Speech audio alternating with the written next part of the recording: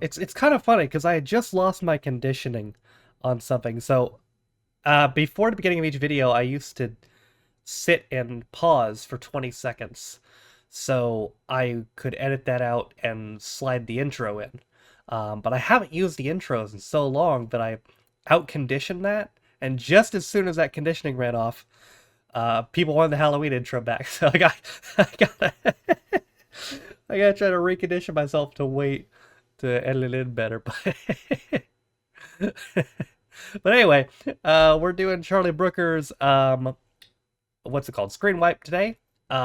Starting with the fourth reaction to this. We're going in order. So this is Series 1, Episode 3.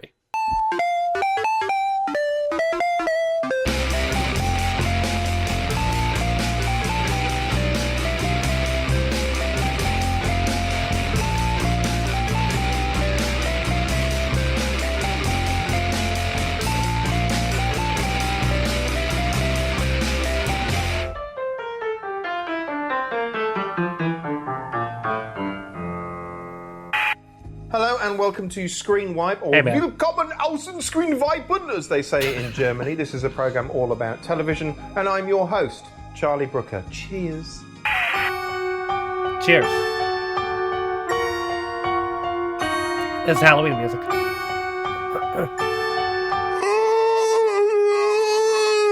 The 1980s were my formative years, and I was fairly convinced at the time, likely to be my last, because throughout that decade, I was convinced that we might nuke the planet's balls off at any given moment, and I don't think I was entirely wrong. Mr. Reagan was at the ranch preparing for the weekly radio broadcast. My fellow Americans, I'm pleased to tell you today that I've signed legislation. Apparently they just showed that outlaw Russia the first forever. time, like, we begin bombing in 5 minutes. It was like 2 days ago? Nuclear-themed programs there like it is. Grim There it is. Fascination for me. Programs like Threads, which dramatise the effect of a nuclear attack I knew it. on the UK. Or this 1982 QED documentary called A Guide to Armageddon. Oh, I haven't seen this The film one. you're about to see shows what happens when a 1-megaton nuclear bomb explodes over central London. Everywhere inside this 7-mile radius, the effect on directly exposed flesh is the same. It behaves like the meat in the butcher's I still need to window. watch Where the Wind Blows, too. Animal fats melt and burn. Tissues are charred to black carbon. In a way, it was almost reassuring to discover that the telly seemed just as concerned about the effects This of technically nuclear fits the war month's theme as I now. was. But on the other hand, well, the fact that it was being shown on TV at all made it seem more real and somehow more likely to happen. Jesus Christ, they've done it. This shit still holds up well, Today, too. thanks to telly, I don't spend my time worrying about imminent nuclear extermination. Instead, I worry about everything. The nukes haven't gone away, they just scarcely get a look in, what with all the other neat new stuff to be scared of. Rip you. Firstly, there's the obvious stuff like terrorism. I was frightened of that back in the 80s too. I was sitting in a coffee shop about 40 yards away and there was a terrific blast and we knew at once what had happened, of course. East London. But in a modern 24-hour news environment where everything unfolds in real time, it feels more terrifying than it used to be. The chaos just unfolds, often unintelligibly, but always right in front of you. And there's nothing you can do to stop it. Oh, shit. 24-hour TV news simply exacerbates why has he got your sense dildo? of powerlessness. Oh, God, not again. No, not again. Of course, the news isn't the only scarefest in Teletown. There's also the joys of the Reconstruction programme, shows which delight in telling you all about nasty stuff that might happen. Not the Super Bowl kid. Nasty stuff that has happened. Unaware of each other's injuries, the crew starts to mobilize. Sit down! Get back to your seats! This is a real gun, and I'll kill you! And nasty stuff that definitely will happen. It's a and real will gun. happen to you, you poor doomed bastard. You're in your house. It's in the middle of the night. You're in bed. You're half asleep and you hear a noise. By leaving the security of your room, you open yourself up to coming face to face with a burglar. Put that down now!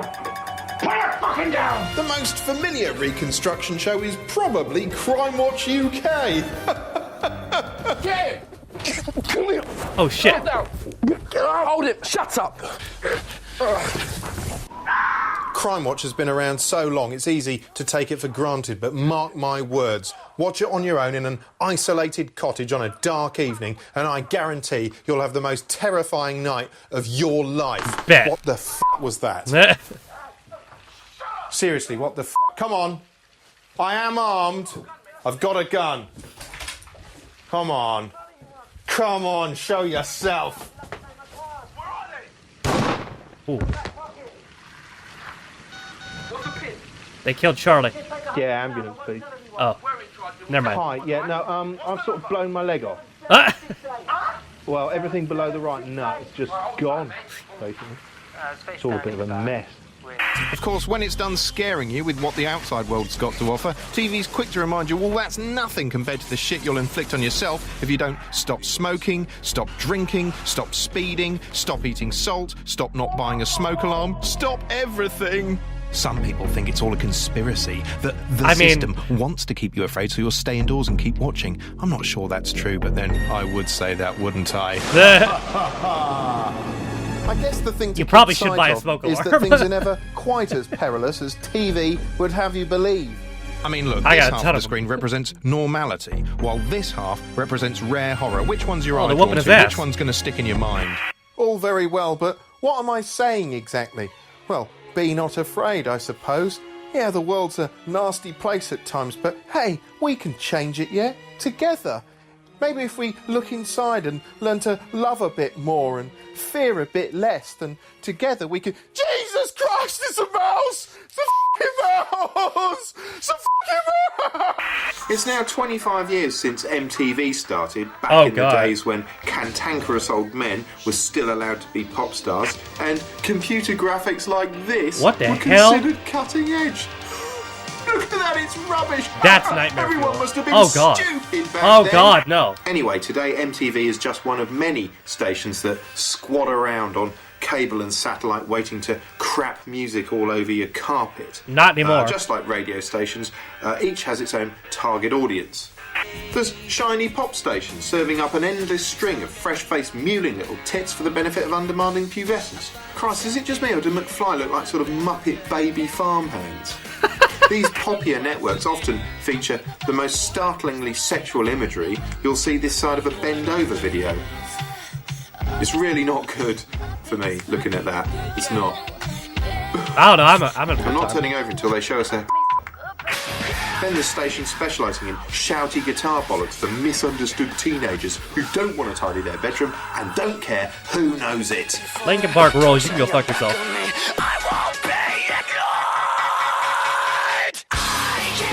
Yeah, tell society where to shove it.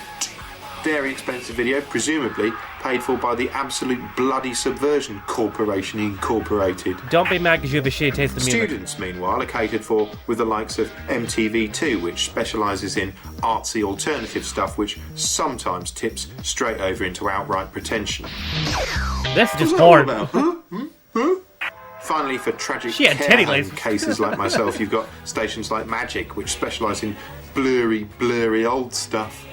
Anyway, that's the sort of thing you're supposed to see, in theory, when you tune into a music TV station. In practice, what you usually see is something like this. It feels like adverts are on not 4 Crazy times Frog as other commercial stations. That's not the case. It just feels that way. Ding, ding, ding, ding, ding, ding. Not adverts are the only things getting in the way of the music. Increasingly, stations like MTV pump out whole programmes instead of music videos. Case in point, Pimp My Ride UK, the show in which preposterous wigger Tim Westwood encourages ordinary members of the public to transform their cars into encrusted monstrosities. What is this obsession with bling, anyway? I mean, it's just, ooh, look how much money I've got. Ooh, look how gaudy and shiny I've made everything. It's just tasteless. It's like wiping your ass on a £50 note in front of a tramp. It's for f***ing morons.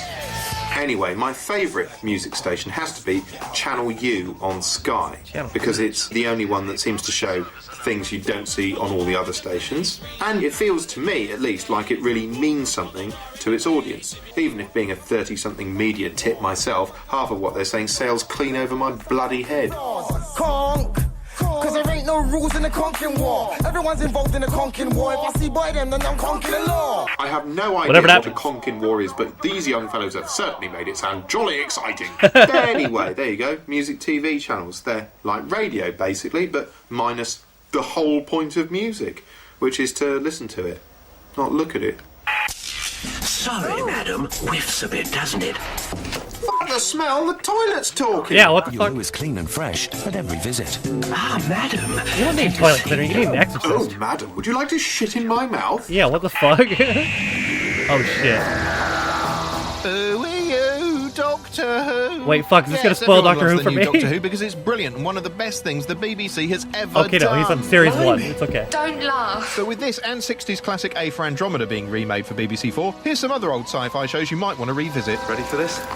First, Sapphire and Steel, ITV's answer to Who back in the 70s, and possibly the most hilariously impenetrable series Britain's ever made. It stars Joanna Lumley and David McCallum as interdimensional irregularity agents, Sapphire and Steel, and those aren't just their names, they're what they are. I was gonna watch this at some point. Imagine sitting But for down to some reason I ITV at didn't. tea time Saturday night only to be baffled by this. Might have All forgotten. irregularities will be handled by the forces controlling each dimension. Sapphire and Steel have been assigned. This looks lit though. It was also downright terrifying for children. Whoa! If anybody's interested in me Available seeing on this, let me DVD, know. it's worth looking for, if only so you can go, huh? All over again. Next, Quatermass. Nigel Neal's bunch of classic sci-fi serials effortlessly shoehorn big concepts into compelling, populist drama and were clearly a huge influence on the recent Doctor Who remake. Self-control. 4 series were made in all, plus a recent live remake on this channel. This is the 1979 ITV version, which you might be able to get on DVD, although when we made this, there were only 2 copies left in London. Finally, Day of the Triffids, the BBC's 1981 version of the John Wyndham novel. A hammy cross between Gardener's Question Time and Dawn of the Dead, in which the killer plants aren't as big a threat as us, twatty old mankind. It might look a bit silly by today's standards, but let's face it, there's not enough silly around these days. That's correct, sir. Delicious soup. What's in it? Thank you. Oh, is that? If you think of the TV schedule as a dinner party and the shows as individual courses, then this stuff, this that who I chit-chat think it in is? between, that'll be the continuity, those little slices of telly that plug the gap between proper programmes and stop your TV turning into a black hole and sucking you and your poxy mates inside. Will you shut up? Back in days of yore, when there was little or no competition to speak of, TV stations felt secure enough to pump out this sort of thing between shows, the telly equivalent of a screensaver. Before long, some bright spark figured it might be worth drumming up interest in what was coming next, and we ended up with this sort of thing. It's entertainment all the way tomorrow evening on BBC One, beginning at 5:20 with Doctor Who. Oh, and God, the Perry Yorker. continuing their battles against the Rani and the Master. At 6:05, Jim fixes it for a young Arsenal supporter to referee their match with Oxford United, but most of the opposition gets sent off. Then at 6:40, Little and Large. Little and Large? Lucky to put an umbrella up in the house. The hell it is. At 7:15, That's there's not an a real emergency show. in One by One when Donald is the victim of an accident at the safari park.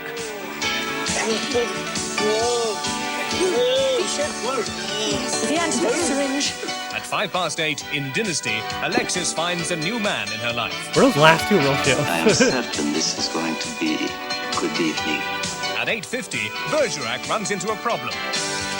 Alcoholics suffer delusions. I could have sworn he had a lick. The entertainment tomorrow on BBC One. On ITV, you'd often see actual human beings in between shows. But now, memories from the past in Coronation Street. But that couldn't last. As more channels arrived, rival dinner parties, if we're sticking with this analogy, it became important to establish whose bash was which, and human faces gave way to increasingly sophisticated idents. Actually, recent idents strike me as the sort of thing some dystopian future fascist government might broadcast to hypnotise the populace. Recently, this identity crisis has become an obsession, with some channels being so neurotic they feel the need to sport a perpetual name tag. Not content with labelling everything until the screen looks like a logo machine's shat all over it, they start telling you what's coming next before what's now has even finished. It's like someone interrupting your main course to show you what's for dessert. F*** off. All this use of graphics and quirky little films to give a channel personality, well, it's impersonal, isn't it? maybe it's time they brought back in-vision human continuity announcers. After all, what has more personality than a person? Which would you rather see? This? Next on BBC4, Harpsichord Challenge. Or this? Oh, hello, you're looking great. Next on BBC4, Harpsichord Challenge. Cool. Well, he said I look great, so It's a no-brainer, isn't I'll go it? with that one. Woo, yeah! Coming up next on Screenwipe, it's Mise on Anthea Turner, Perfect Housewife, in which Charlie sits in his flat making nasty comments. Whoa, Jesus Christ! You can't move for TV makeover gurus. They're rifling through your bins. This is just bags of rubbish. They're rifling through your fridge. Yuck. They're rifling through your wardrobe. They make your ass look huge. There's probably one standing behind you right now, filming the back of your head for a programme called How Shit Is the Back of Your Head? Go on, have a look. Have a look. Go on. Ugh.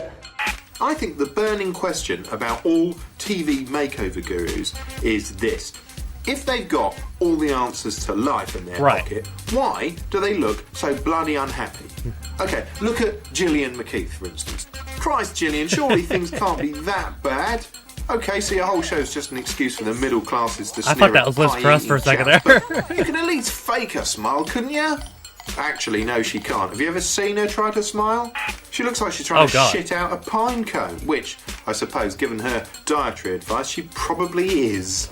While I'm shouting at sad-looking women, what about Nikki Hambleton-Jones, presenter of 10 Years Younger, the show that encourages you to take a surgical buzzsaw to your own face? She scarcely even looks real. She's more like a kid's drawing on the back of a spoon. How dare she tell us what to do with our faces when she hasn't even grown one of her own yet? Anyway, the latest addition to the miserable guru club is Anthea Turner, who appears in BBC Three's Perfect Housewife, in which she plays a woman who looks as though she's never managed to come in her life and has filled that void by becoming obsessed with cleanliness and order. All you need is a system, a foolproof system. Great concept for a show. Was this the lady who was living on Blue a cushy Peter? life in a giant mansion Was it the berates a Thunderbird bunch thing, of or is that hapless somebody else? ordinaries for their slovenly lives. They have come to a point in their life where they've given up. I can't believe that there are jam jars on the table. Yeah, mess seems to genuinely infuriate Anthea. She takes it personally and often looks like she's about to lamp someone. The trouble with Perfect Housewife is it wants it both ways. On the one hand, it holds Anthea up to be a genuine domestic goddess. Housework isn't something you do in your spare time. It's to give you spare time. And on the other, with its mock kitsch graphics and its tongue-in-cheek commentary, it's just taking the piss out of her. Because we all know what's going to happen when an exacting Anthea sees crisps on paper plates. So whose side is it on? Is it on Anthea's side or is it on humankind's side? Well, the answer is it's on nobody's side but its own. It's a TV programme. It's just going to sit there and sneer at everyone because that's what TV programmes do. They sneer and sometimes they just roll around slapping their bums on the sofa because they're so bloody f***ing pleased with themselves. Gary Lockett takes on Ryan Rhodes, live boxing on ITV4 now. But here there's some strong language in Parkinson.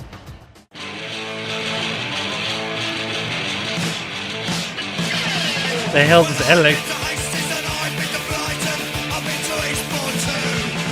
Oh god.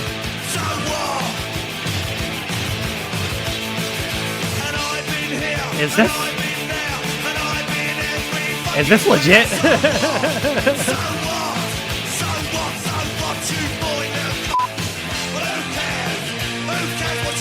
Okay, no.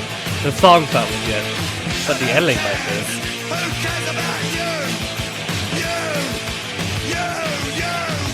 The song sounds like bad news.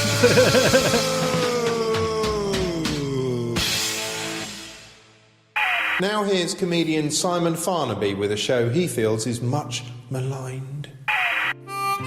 Let's go! Last of the Summer Wine is actually the longest running sitcom in the world. That's not just Britain, that's the world. And, you know, you would think we'd be proud as a nation of this record-breaking show. But of course we're not. No, it's uncool. It's for Took me a second. fogies. Well, you know, good. I urge people, I say, go back, look at, you know, anywhere from series 3 to 12, and there's some absolutely, I mean, some brilliant stuff. You just had 3 blokes, Compo, Cleggy and Foggy, and all they did basically was wander around the countryside trying to find things to do before they pop their clogs. Yeah, how's a show about nothing? Tests of physical fitness is how long you can hold your breath. And in the days of my prime, I could do well over a minute. In fact, I was very tempted to volunteer for a frog man. You got the face for it.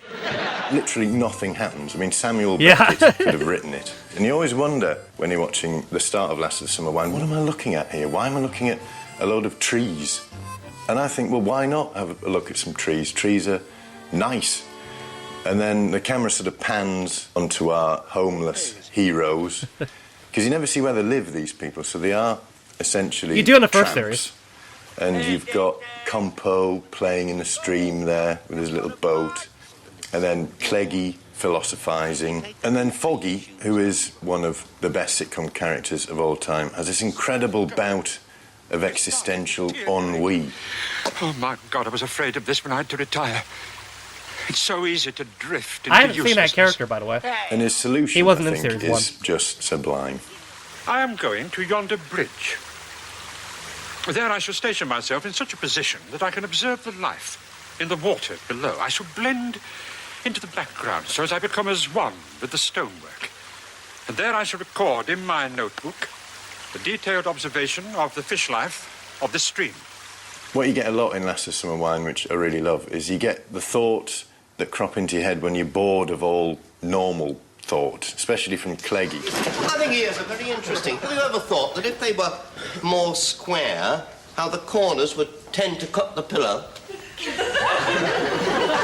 get these weird camera angles. There's one they use with a hyper-long lens where the camera seems to be miles away and the characters are kind of silhouetted on some horizon, but you can hear them like they're right next to you, which has this very odd effect. When you come up here, you realise they experiment a lot in how filming small this. a creature man is. I like it, honestly. And you wonder why you should be standing on other people's feet. Oh, sorry. One of the many criticisms aimed at Last of Summer Wine is the acting style, especially where Compo is concerned. It's grotesque. Grotesque. I look at Bill Owen's performance as Compo and I go, good on you, Bill.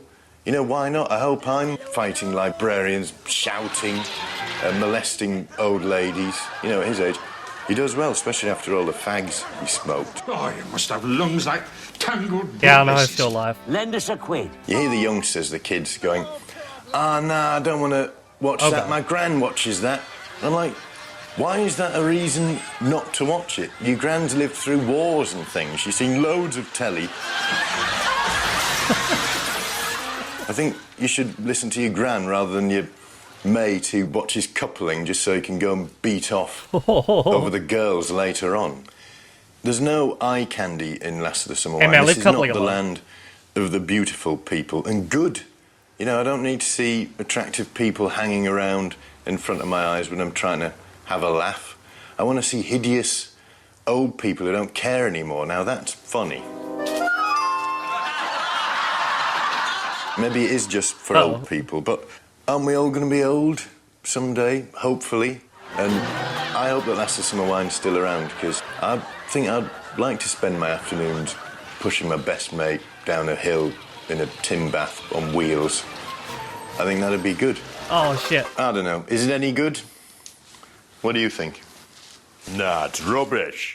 Docusoaps have a habit of throwing up grotesque and colourful characters. Take Maureen from Driving School, for instance. Bruh. Whoa, for Christ's sake! She could have killed someone! Or what about that Lizzie Barsley from Wife Swap, a woman who looks like she could punch a train unconscious if she wanted to? Don't give my husband permission to smear you new snooty mate. Generally speaking, the more hideous the person, the greater the level of fame the nation will eventually bestow on them. By which logic, it's worth placing a bet now on BBC Two's The Armstrongs having the Christmas #1. 10 years ago, John Armstrong met Anne, and it was an instant attraction. Joining forces in marriage and business, they set out to become multi-millionaires. Oh, no. Together, they've built UFit, Coventry's third largest double glazing company. You know how everyone has certain types of food that make them shudder and go, "Ugh." Well, if you take that feeling and magnify it by about 1,000, that's what the Armstrongs are like. For some reason, I imagine the world starts to smell faintly of Scotch egg every time they walk into the room. There was shit up the wall. At sort of shoulder level. How do you do that? I mean, I'm tall, but even I couldn't shit at that level. Anne is a sexless, slightly chirpy frump who somehow, visually, sums up the year 1989. I mean, let's be honest, we're not exactly stuck in the dark ages. While John is a sort of Tolkien-esque new potato. He also looks like one of those troll dolls. Together, they treat the UFIT workforce with the sort of tact and charm normally associated with an aggravated burglary. Good. Fucking let him go. We don't need wankers like that. We got enough other ones. I can't fucking believe it. Not that they don't try and treat their staff nicely. I mean, at Christmas, they threw them a party. And they got them all presents. Look, that is going to be dangerous because by the time we give that to somebody, it's going to be half defrosted. Fuck 'em. Yet, despite their best efforts, the workforce at UFIT are on a mental low ebb. So the Armstrongs decide to hire a motivational guru called Basil Meany, Bro, just said who looks fuck like a 'em. cross between a vintage Radio 1 DJ and a haunted grandfather His clock, last name is and Meany? whose advice shines with a brilliant clarity. You guys are on a pig's back right now, and if I were you, I would be milking it for every cent I could. Sadly, Basil's advice doesn't impress everyone. What that Basil was saying was a load of bullshit. Before long, UFIT start losing staff at the same rate as the Titanic. Oh, sorry, all except this guy, Michael Handel, who, when he's not working at UFIT, is a World Othello champion. Throughout my life, I've been pretty much defined by the board game Othello. I've got to ask for time off at some point so I can go and play in these World Championships. Now, the Armstrongs is such a bizarre programme, there's been quite a bit of debate as to how real it actually is, and certainly some of the exchanges are so ludicrous, you think this has got to be scripted. So if we increase our call rate, we've done what you've done without having to pay you. What was, and now what is, and is to tomorrow a new day? Yes, it is. Okay, What? that doesn't make any sense to me. No. And as for that episode where they went to France, I mean, God, come on, surely no one's that embarrassing. Clip in all the way round. Yeah, like I've always said, when you're abroad, continue speaking English, but just do it in the local accent. They always pick it up. Aluminium roof, PVC, turnbuckle, cleat, bang, bang, bang. It doesn't help that some of the shots look suspiciously staged. Thing is, if it's not real, it's a hell of an elaborate That's con. very quickly. For one thing, UFIT is a real company, and furthermore, if you're checking out the backstory, a quick Google search throws up a site maintained by Oh my Michael, God. the weird Othello champion, on which he's written the following dramatic tribute to his favourite strategic board game. Ah, what shall I say of Othello? This cauldron of revelling senses. This arena without mercy, without stain. The players shake hands. The clock is ticking. We dive into the clear blue opening sea, our destinies engraved within tiny black and white discs. Time slows, time stares, time shatters. The endgame erupts with a violent shower of crimson sparks. The game dies, heralding another breathless challenge. Othello, forever. In the words of Richard Littlejohn, you couldn't make it up. I think the Armstrongs is real, but then my grip on reality's always been a bit lax, hasn't it, Marilyn? Yes! What? Yes, it has. What has? Your grip on reality. What's it been? Lax! I think I'm developing the thing that I ain't going to shit on nobody's head unless I have to. But when I do, it'll be from a very great height. Well, that's it for our series of 3 pilots. Hope you enjoyed the show. I know some of you didn't. Somebody called Charlie Brooker, and apparently it's Charlie Brooker's Screenwipes. It's been on Channel 4. Somebody half respectable has given this hack some airtime, and now he's got above his station. I bet you he doesn't recall this. I bet you he doesn't see this come back at him. There he is, fairly talentless bloke, doesn't know very much. Can splice a programme together very roughly. You're hosting a poke roulette fun, show. thinking there's going to be no redress. Well, of course, there isn't on his programme. You won't see me on there again saying to the world how rubbish he is. Of course, you won't see that. Charlie, I'm offering you out 100 grand in the ring, you and me, mate. Come on. If you want to waste a half an hour of your life, which you will never get back again, Charlie Broker's Screenwipe BBC 4. You're hosting what a load of trash. a roulette show. The lack of self-awareness is crazy. So the Armstrongs only had 8 episodes and a Christmas special somehow. It aired in 2006. Oh my god, a film? Oh, it was called The Armstrongs the Movie. It was a film-length special made for Christmas. Jesus fucking Christ. That's crazy. It's described on the Wikipedia page as an all-too-real version of The Office. Oh, in 2014, Ann Armstrong announced on Facebook that her and John had split up. RIP. I can't say I'm overly surprised, though, to be honest. Jesus Christ. Also, I think that's the first thing I've seen Simon Farnaby in outside of Ghosts. And I saw an episode of Horrible Histories, I think. And also, he was in a movie that I saw. It was only like a small role, but I remember him. I think it was a Star Wars movie. It was either 7 or Rogue One. I don't remember which one it was, but I'm pretty sure he was like a fighter pilot. It was one of those two. Wait, let me see. It was Rogue One. Okay, it was Rogue One. So yeah, that Armstrong show. I don't think I need to watch that. I think I saw enough in that section right there, but Jesus Christ, like that one part was just the most telling thing. He legit just said fuck him. Good lord. I want to watch more Molasses Summer Wine now. I honestly do.